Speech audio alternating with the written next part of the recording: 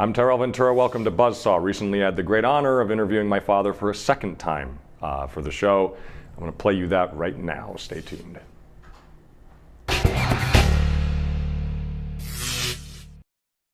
Dad, Jesse, welcome back to Buzzsaw. Great to be here. Last we talked was in Mexico. Now we're in Minnesota. We're back in the States. How has it been coming back to the States from Mexico? Different this year for me because I did something in Mexico that I'd never done in my life really before. I went from January until May and I never watched television. At all. I urge many people out there to please get away from these screens, be it computer screens, cell phone screens, TV screens. Our society is living far too much looking at screens.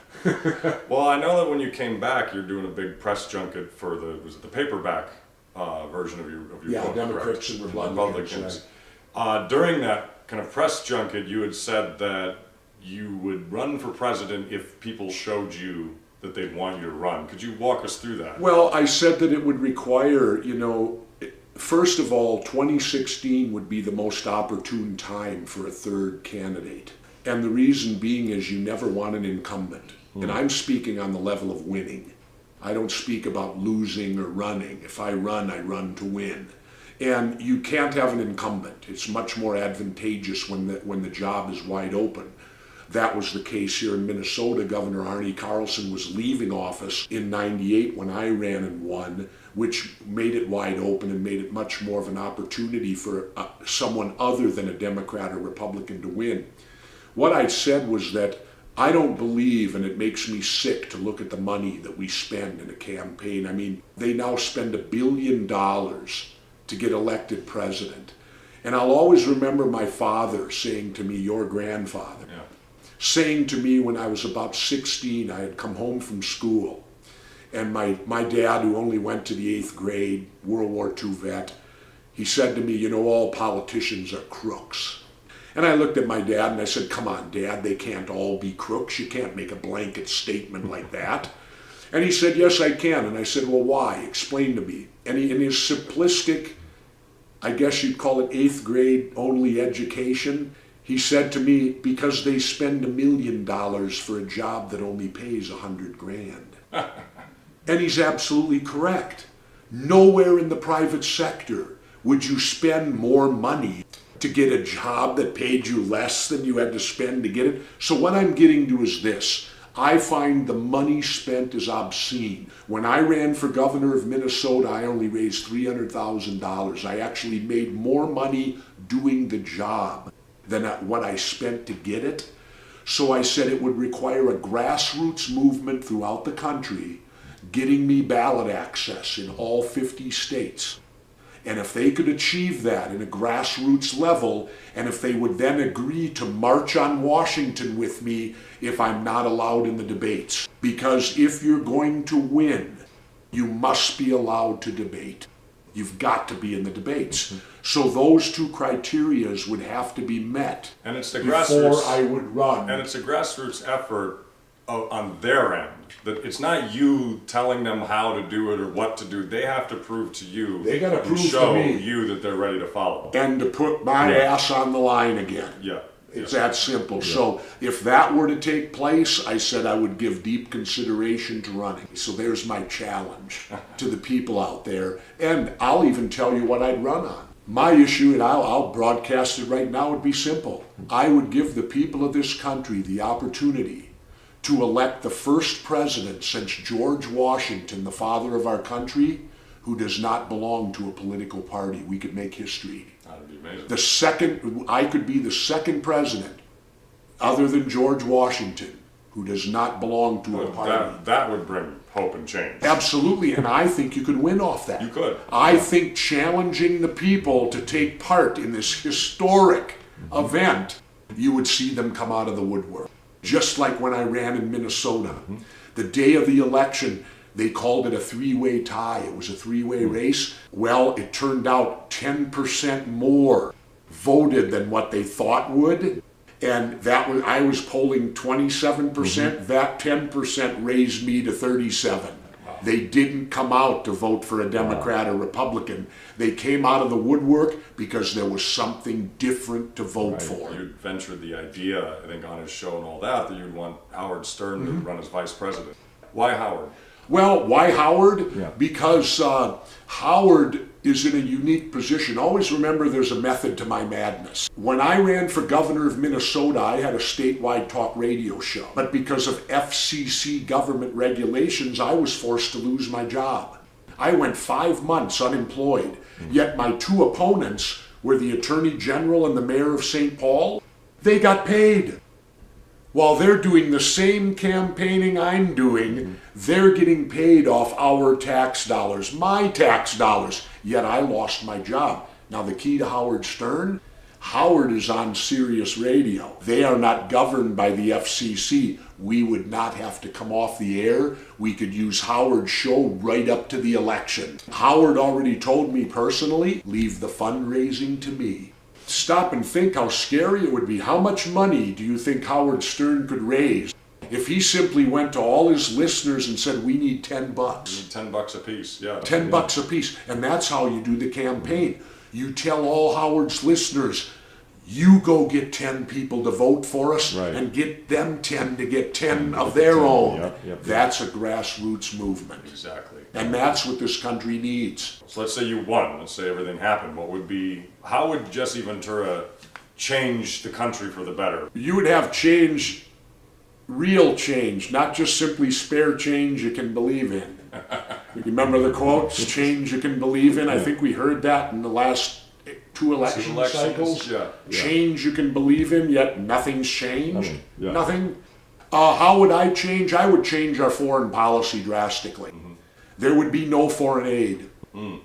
Foreign aid would cease to exist because simply our country is so far in debt. How on earth can we give money to another country? Right. That'd be the equivalent, we'll put it in layman's terms. They're repossessing your house, you're 2 payments behind on your car, but Uncle Bob calls and needs $500. You gonna send it to him? I mean, this country is broke. Yeah. And yet we're sending money, and what it is, son, is it's the same system used in elections is used in foreign policy, bribery. Bribery, yeah. The foreign money we send to other countries is to bribe them. Bribe them to do what we want To get them to do what we want them to do. It's not really to help them. No, it's to bribe, and all that foreign aid never gets to the people. No. That's eaten up by the upper echelon, big shots or whatever that country, it's all embezzled. Yeah.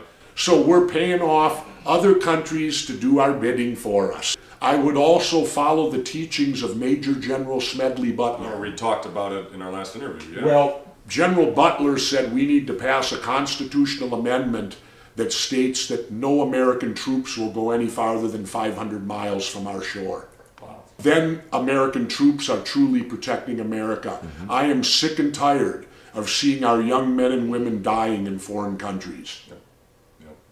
I would also follow the lead of Ron Paul. I would shut down every one of our bases throughout the world and bring all of our troops home. Where they belong. Where they belong. Yeah. And General Butler put it this way. He said, if all our troops are back here, our country will be so safe, nobody will be able to penetrate it. Exactly. You know? Exactly. There you go. Yeah. And then you wouldn't need to hire how many new guys at the border? Right. You wouldn't need to do any of Well, and this that brings stuff. up an interesting question. Yeah. I mean, right now the big issue is this kind of immigration bill that the You Republicans mean and the Dems are immigration fighting. scam bill? Oh, the immigration scam bill. Well, tell me your thoughts on this bill. I think it's a total scam because it's the new war. This bill even has in it which arms dealers get paid and we buy their equipment to defend. Oh, so like the government contractors who are like the big defense contractors and The all defense that? contractors are in the bill. Really? Yeah, you got to read the bill. They're in the bill. They're the ones that'll get paid. So what they're doing now, the war will continue. Only the war now will be against the Mexican immigrant. So this bill is using defense contractors to kind of basically pay, or they're paying them to build all of this security infrastructure along the border. To solidify us and turn us into East Berlin. I mean, we're supposed to be the country of freedom. that epitomizes freedom. The rest of the world is supposed to look to the United States for freedom. How can you portray freedom when you're locked down like East Berlin? Yeah. And I cross the border every year going into Mexico, there's nobody there. You drive right in. Drive right in. Nobody hands you a piece of paper. Nobody says, Buenos dias, welcome to Mexico. I was stunned. I stood at the border. I sat at the border one time, rolled my windows down, and I said, doesn't anybody at least come up to you and give you a piece of paper? Yeah. Buenos dias, welcome to Mexico? No. What's it like coming back in? Coming in, back to the U.S., Yeah. the epitome of freedom. Yeah. It's about a 3-hour wait and 7 lanes of traffic, and 99% of the cars have U.S. license plates. And that goes on constantly. Well, let me ask you this. I think an argument to the immigration thing was that we need that security at our border to keep illegals out and all of that. Like, what about that argument? Well, they're down to 0 now. They're not coming. Oh, okay, so the illegal immigrants coming in Are next to nothing because Next our to economy nothing. is crap. Because our economy's in the toilet. They're not coming up here to get jobs anymore. And you know how I feel about that? If I'm an employer in the United States, let's talk freedom. Shouldn't I have the freedom to hire who I want? And in that freedom, what difference does it make if they're a citizen or not? Why should you be required to say, are you a citizen? As long as I properly deduct taxes and do everything like that, why should it matter? I should have the freedom to hire So who as I long want. as the rules are in place that you couldn't turn them into like indentured servants, or, Absolutely. and hire them as just You hire normal employees, yeah. Absolutely. And you know, people will disagree with me, but I'm for open borders. Really? Yeah, and I'll tell you why. All they do is create hostility between people. The thing is, to me, we're human beings first. We are all human beings of this one planet. Shouldn't we be able to go where we want Good point. without paperwork or being tracked? Speaking of tracking, There I we gotta go. I ask gave you the perfect I know, you lead. gave me the perfect lead. Go for it. Speaking of tracking, Edward Snowden, huge Yeah. news has come out. After you got back to the U.S., Yeah. you came out, went to Hong Kong, and Now he's in uncovered- Russia, now he's in living in Russia. the Russian airport, so he's not Basically, yeah. technically in Russia. Yeah. He's like, was it? Guy's beating the system Oh, pretty yeah, good. yeah. It was like that Gotta Tom tip Hanks. my hat to him a little bit. No, Snowden's doing a good job. You know. Now, he's uncovered all of this kind of spying Yeah. at the NSA. He's a hero. You believe that? Yeah, absolutely. Whistleblowers should never be treated like we treat them. Whistleblowers are courageous people who are doing their job and they see something wrong, very wrong, and they bring it to the attention. They bring it above ground. And yet we kill the messenger Right. instead of the message. We should be looking at the message. We're all under surveillance. Our government lied to us again. Again, our government lies to us. Okay, government lies to us all the time. Yet if we lie to the government, we go to jail. Right. Oh, excuse me. The shoe should fit both feet, I think. Yeah. How can they be allowed to lie to us and nothing happens, and yet if we lie to them, because take a look at Martha Stewart. Yeah. Great example. Martha Stewart did not go to jail for insider trading. Those charges were dropped. She went to jail for lying to the government. And yet, the government lied to us about weapons of mass destruction in Iraq. They lied to us about Iraq being tied to Al-Qaeda. They lied to us about the rescue of Jessica Lynch. Yep. They lied to us about the murder of Pat Tillman. Correct. The lies on and on and on. Yep. And when you get a whistleblower and they lied to us about surveillance. Correct. They told us you're not under Well, surveillance, you're a and this clapper. guy Yeah. exposed that they were lying. Yep. Yet, what do we react? Let's kill the messenger, not the message. Well, it's the same thing now when you have pundits in the media and news anchors in the media looking at Glenn Greenwald, the reporter who broke the story and didn't work with Snowden, but delivered this message, the story that Snowden gave him. Yep. And now they're claiming that Glenn Greenwald should face criminal charges for helping. They're insinuating Well, who let's- is a journalist and who isn't a journalist. Let's remember, unless you're on the internet or you're on Sirius Radio, you are completely controlled by our government in the Right. media. Bear in mind that 20 years ago, there were probably 40 different media outlets where you could get news from. mainstream TV and radio. Today, through corporate takeover, you're down to about 4. They're all owned. They all fall under the same umbrella. They're owned. Yep. And so when you sit on TV and you watch someone like Bill O'Reilly look into the camera and give a message to me to do something, what Bill O'Reilly fails to tell the public is he has a major conflict of interest. The same thing he asked me to do, he wants me to do that because the same corporate powers that own this book company own Fox News. Right. But Bill doesn't explain to the people that he has a major conflict of interest. His employer has a conflict of interest in this message. Exactly. Yeah. And see, that's why you never, let's remember something. Our mainstream media today is strictly entertainment. Strictly entertainment. Strictly entertainment. That's all it is. It's entertainment. They're there to entertain you. And any of them that say that they're reporting news to you, bull. Bull. Well, all right, let me ask you this then. How do we move forward as a country? You know, now that we've found all this out and we're getting all these lies over and over again, how do you think we need to move forward as a country to survive this? I think the only real thing that we can do is what I point out in my latest book, Democrats and Republicans. Stop electing Democrats and Republicans. We still have that power. We have the power of the vote. And why people continue to elect these. In fact, I've already given out laughingly what my campaign slogan will be if Howard and I run. Howard and you run, yeah. We can't be any worse. And you really shouldn't have a negative campaign slogan. It's true. But it's true. How could we do any worse than what we've gotten in the last 12 to 15 to 18 years? Gotta love Elder Ventura's view of the world and politics today. Thank you for joining us.